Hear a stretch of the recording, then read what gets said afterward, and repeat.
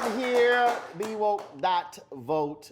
Great conversations we have been having. And my next guest, Erica Alexander, is very much involved, not just in public policy, but also somebody who has been on the campaign trail. She's been a delegate. She's caught a hail from people as a result of her political choices, but she's always been one to step up and not be afraid to take a stand. You experienced some real black heat, being a black woman supporting Hillary Clinton that heavily against Senator Barack Obama.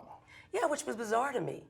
I mean, you know, I would happen to be in good company. Again, I was with Omar, I was Maya Angelou, I was with Deon and Avent. But the thing is, and you have to have the courage of your convictions, I always liked Hillary Clinton. Up until that point, I'd never heard of Senator Obama.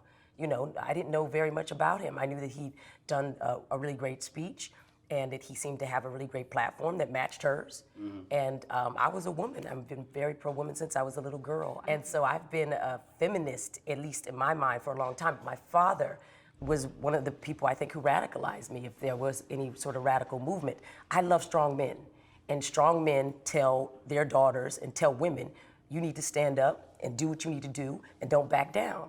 My father, being a pastor, he often was asked to come in and counsel and advise. Or I became political just seeing how he had to manage to make a living for his family. And one of the things he managed was to make sure that we were around people who made the laws. Local politics always seemed to, in my mind, match up with what I was seeing nationally. If you didn't find a way to know somebody who knew somebody who knew somebody, then you couldn't get anything done.